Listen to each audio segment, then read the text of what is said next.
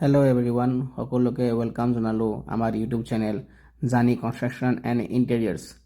আজি আকৌ এটা নতুন ভিডিঅ' লৈ আহিছোঁ, য'ত মই আপোনালোকক ইনফৰ্মেশ্যন দিম ৰিগাৰ্ডিং WPC লৱাৰ্ছ।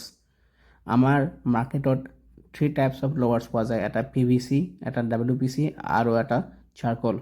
আমি এইটো ছাইটত WPC চাৰ্কলৰে ফল চিলিং বনাইছোঁ আৰু ৱাল পেনেলিং কৰিছোঁ।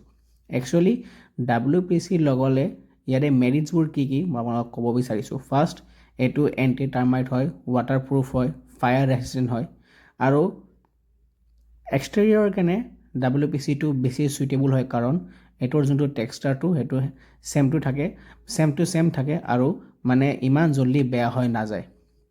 আৰু আপোনালোকে WPC লৱাৰ্ছ ঘৰতো লগাব পাৰে, আপোনালোকে ৱাল পেনেলিং কৰিব পাৰে, ড'ৰ পেনেলিং কৰিব পাৰে।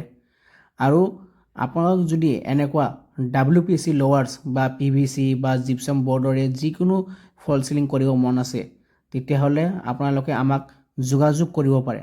আমাৰ নাম্বাৰ তলত দিয়া আছে।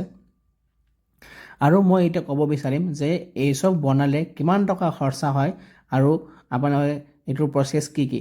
ফাৰ্ষ্ট, আপোনালোকে যদি WPC লৱাৰ্ছৰে ফল চিলিং বনাব বিচাৰিছে, তেতিয়াহ'লে আপোনাৰ উইথ মাল মেটেৰিয়েল লৈ কেনে এপ্ৰক্স 160 পৰা 165 ৰুপিজ পাৰ স্কুৱাৰ ফুট খৰচা আহে।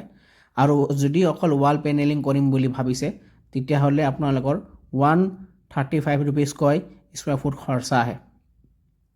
আৰু যদি PVC ফল চিলিং কৰিম বুলি ভাবিছে, তেতিয়াহ'লে আপোনালোকৰ 100 ৰুপিজকৈ পাৰ স্কুৱাৰ ফুট খৰচা আহে। আৰু পেনেলিং কৰিলে, ৱাল পেনেলিং কৰিলে 75 to 80 rupees per square foot খৰচা আহে। যদি ভিডিঅ'টো ভাল লাগিছে, এটা লাইক, শ্বেয়াৰ এণ্ড ছাবস্ক্ৰাইব কৰিব। Thank you.